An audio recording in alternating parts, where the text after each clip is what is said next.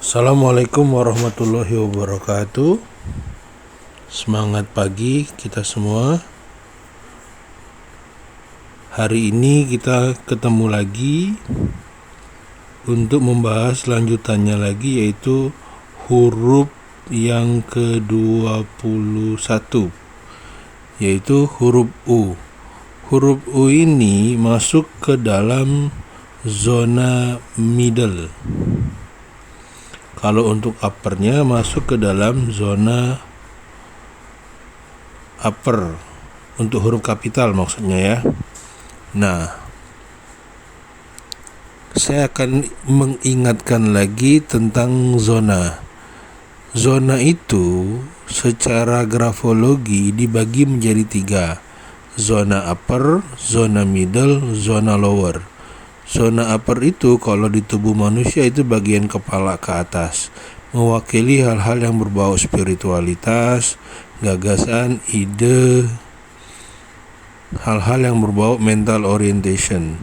Kemudian bagian middle itu berhubungan dengan hati harian, perasaan harian, organ-organnya kan jantung, limpa, dan lain sebagainya. Begitu juga dengan bagian upper tadi, ada otak di sana. Lowernya depan alat kelamin, belakang dompet.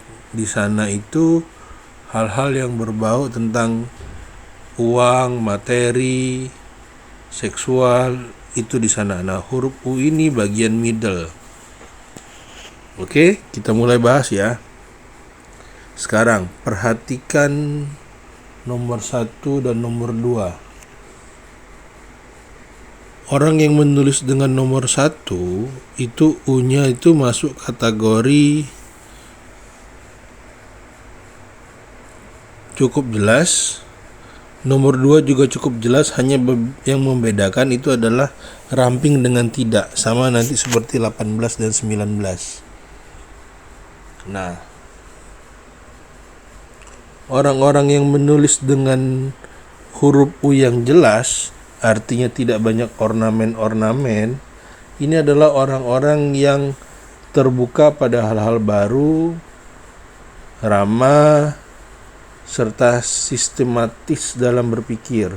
Kalau ini kita lihat nanti di huruf E, kalau huruf E-nya bulat-bulat ditambah huruf E itu maksudnya perutnya bulat-bulat, ditambah lagi U-nya kayak gini, tidak bersudut, itu orang-orang yang mau mendengarkan serta jadi pendengar yang baik dan mau mendengarkan pendapat orang lain. Nah, ditambah lagi nanti kalau huruf U-nya ini bundar-bundar, nanti gabungkan dengan huruf M yang bundar-bundar, N yang bundar-bundar. Itu orang-orang yang metode sistematik, sistem berpikirnya itu runut satu persatu. Nah, untuk lebih paham lagi nanti coba tonton video huruf M dan huruf N ya. Boleh yang di video tentang alfabet series atau yang sudah 3 tahun lalu. Nah, itu untuk yang pertama. Untuk yang kedua, U-nya itu lebih lebar. Nah, orang-orang yang menurut dibanding pertama, maka U nomor 2 ini lebih proporsional, lebih bagus. Dan dia lebih kalem. Beda dengan nomor 3. Kalau nomor 3 U-nya itu masuk dalam zona middle tapi kecil sekali tiangnya. Dan ini berdampak pada indikasi orang itu sedikit impulsif serta mudah gelisah. Caranya kalau nanti dalam terapi menulis, huruf U-nya itu tiangnya ditinggikan lagi. Nah, kemudian huruf U yang kotak, ini nanti juga bisa mirip-mirip dengan huruf M yang kotak. Itu namanya mechanical ability atau manual dexterity. Ya, ini orang-orang yang memiliki koordinasi jari yang baik, jadi dia mempunyai keterampilan pada tangan dan jarinya bagus. Tipikal orang yang senang learning by doing. Nah, orang-orang seperti ini bagus untuk dalam hal misalnya mengetik, menjahit, mekanik, itu bagus. Karena dia memiliki namanya mechanical ability. Nah, ada lagi yang huruf U-nya itu seperti huruf N. Ini namanya huruf garland dalam grafologi. Huruf U kayak N, M kayak W, itu namanya huruf garland. Bahkan garland ini sendiri nanti dalam grafologi banyak lagi tipe jenisnya. Tipikal orang-orang yang menulis huruf garland ini adalah tipikal orang-orang yang cenderung gampang bersosialisasi, fleksibilitasnya tinggi, cepat tanggap dalam menghadapi sesuatu hal. Jadi kalau untuk berhubungan dengan orang lain, responnya bagus. Nah, kadang-kadang kalau berdasarkan pengalaman saya, orang-orang seperti ini juga sisi kreatifnya juga muncul. Nah, sekarang perhatikan nomor 6. Nomor 6 itu huruf U itu seperti V.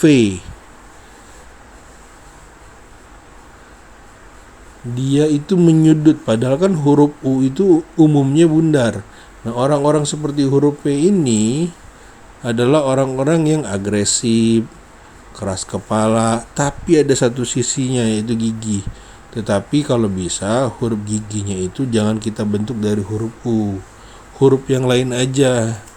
Huruf U itu tidak pada tempatnya itu juga akan berdampak pada sisi kekakuan. Nah, jadi saran saya gunakan huruf U-nya itu bundar, jangan runcing. Karena itu akan mempengaruhi dalam hal nanti bersilaturahmi ataupun berhubungan dengan orang lain. Nah, nomor 7, lihat tarikan awalnya. Tarikan awalnya panjang. Ini tanda khusus yaitu resentment. Orang-orang yang seperti ini gampang gusar, gampang marah, curigaan, negative thinking, hal-hal negatif. Caranya, pendekkan tarikan awalnya, maka dia akan jadinya itu seperti U nomor 1, cuman baseline-nya itu di bagian middle awal. Seperti itu. Nah, untuk nomor 8 itu ada hook atau coil dalam grafologi di sebelah kanannya.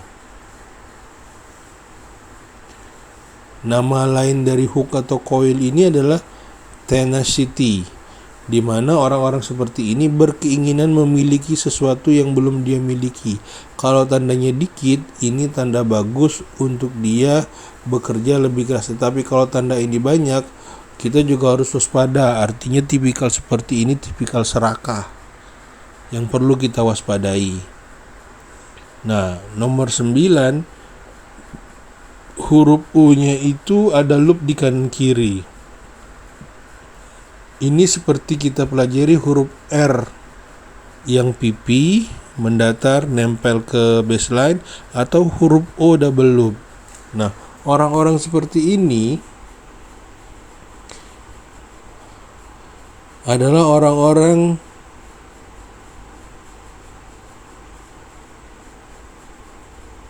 memiliki rasa kekhawatiran kepada dirinya sendiri, serta memiliki kenangan berlebih terhadap masa lalu. Dan kadang-kadang berdasarkan pengalaman, karena ini mirip seperti huruf O, juga ada unsur penipunya. Makanya kalau bisa menulis itu harus clear dan clean, sehingga membawa efek yang lebih bagus. Nah, huruf 10 itu huruf U-nya itu mirip seperti huruf O. O, hampir-hampir tertutup. Nah, orang-orang seperti ini adalah orang-orang yang konservatif, namun di sisi lain menggambarkan penulis yang kurang disiplin, cenderung ingin melakukan apapun semaunya berdasarkan kehendak dia saja. Nah, nomor 11 dan 12 itu berkebalikan. nomor 11 itu tarikan awalnya lebih tinggi pada tarikan yang kedua. Biasanya menunjukkan seseorang yang giat dan seorang yang mengambil kesempatan, yang berani mengambil kesempatan. Selain itu, tanda ini juga menggambarkan seseorang yang egois serta ada unsur keserakahan. Tetapi ada juga di situ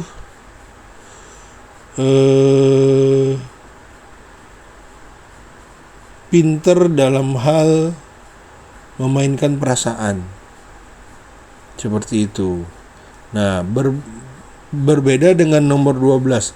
Kalau nomor 12 itu tarikan akhirnya yang tinggi, tarikan awalnya rendah. Nah, orang-orang seperti ini adalah orang-orang yang ingin terlihat pintar, padahal dia kurang berisi. Nah, caranya untuk ke depan segera benahi tarikan awalnya, sehingga dia akan menjadi jauh lebih baik. Nah, kemudian nomor 13 itu adalah orang-orang yang memiliki rasa humor. 14 juga sama, tetapi di situ ada unsur kreativitasnya. Nah, kalau nomor 15 itu adalah orang-orang yang protektif, ingin dilihat penting, serta ada unsur-unsur ketakutan. Nah, untuk nomor 16 itu namanya segmented. Sesuatu yang segmented itu sama seperti nomor 20, nggak boleh. Jadi harus segera kita benahi. Caranya apa? Sambung. Seperti itu. Nah, huruf nomor 17 tarikan U-nya itu masuk ke dalam zona upper. Itu orang-orang yang ingin terlihat, ingin menjadi pusat perhatian. Itu nomor 17. Nah, nomor 18 dan 19 itu kita bandingkan rasionya. Kalau huruf U-nya itu bahkan hampir 2 kali dari nomor 18, itu 2 kalinya nomor 19. Nah, tipikal orang-orang yang pipih atau menulis huruf A-nya itu kecil, ini adalah orang-orang yang cenderung memiliki hambatan dan pemalu. Sedangkan nomor 19 itu adalah orang-orang yang pede, ingin tampil. Nah, nomor 20 itu sama seperti nomor 16. Artinya ada segmented, tidak nyambung, artinya orang ini patut kita waspadai untuk hal-hal yang bernilai negatif. Karena itu dalam terapi menulis harus segera disambung. Nah, mana menulis huruf U yang bagus? U yang bagus itu 1, 2, 4 masih oke, 5 oke. 18, 19 oke. 14 juga masih oke. Yang tidak direkomendasikan 9, 16, 20, 7 itu. Kalau yang lain masih oke. Dalam arti kata misalnya orang yang mau menulis seperti huruf 6 itu fine-fine aja, tetapi tetap disarankan nanti mana yang lebih bagus. Ingat, dalam grafologi berlaku bolak-balik, tulisan tangan berubah, karakter berubah, tulisan tangan berubah. Nah, dengan membenahi bentuk tulisan, maka secara otomatis karakter teman-teman juga akan berubah. Huruf U ini tidak terlalu banyak referensi-referensinya, tetapi dari referensi yang ada ini umumnya sudah mewakili lah pada tulisan teman-teman. Oke, nanti kita lanjut lagi pada video berikutnya ya.